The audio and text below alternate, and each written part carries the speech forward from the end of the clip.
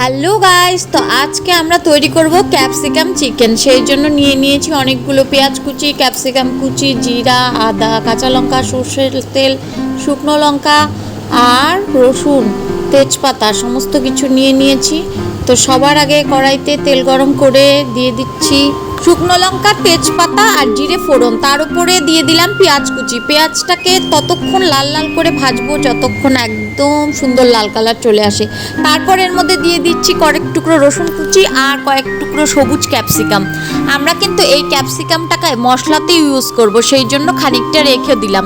এইবার পেঁয়াজটা ভাজা ভাজা হওয়ার সময় এর মধ্যে নুন আর হলুদ পরিমাণ মতন দিয়ে দিলাম, যাতে পেঁয়াজের জলটা বেরিয়ে আসে আর সুন্দর ভাজা ভাজা হয়। মশলার জন্য করে নিচ্ছি আমরা জিরে, গোলমরিচ আর গোটা কয়েকটা রসুন, কয়েকটা ক্যাপসিকাম কুচি আর একটু কাঁচা লঙ্কা, সর্ষে আর শুকনো লঙ্কা দিয়ে সুন্দর করে মশলা করে নিচ্ছি।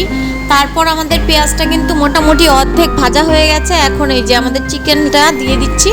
চিকেনটা কিন্তু খুব ভালো ছিল আজকে, একদম লাল কালার। তো চিকেনটা দিয়ে সুন্দর করে কষিয়ে নেব খানিকক্ষণ।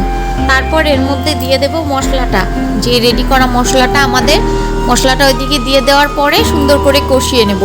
এরই মধ্যে আমরা দিয়ে দেব একটুখানি টক দই। টক দই দিলে কিন্তু আরও টেস্টি হয়ে যাবে।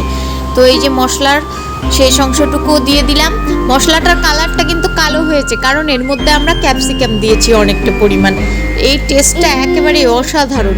তো তারপরে কেটে রাখা টুকরো করা কয়েক টুকরো আলু দিয়ে দিচ্ছি, কারণ আলু না দিলে আবার চিকেনটা খেতে খুব একটা ভালো লাগে না। আলুটা দিলে একটু টেস্টটা মানে ডবল হয়ে যায়।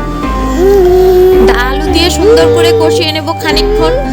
আলু দিয়ে ততক্ষণ কষাবো যতক্ষণ না লাল লাল কালার চলে আসে আর দইটা পুরোপুরি ভাজা হয়ে যায়। একদম সুন্দর লাল কালারটা যখন চলে আসবে, মশলাটা একদম ভাজা ভাজা হয়ে যাবে আর তেল ছেড়ে দেবে মশলা থেকে, তখন বুঝতে হবে যে না, আমাদের মাংসটা পুরোপুরি 80% কষানো হয়ে গেছে।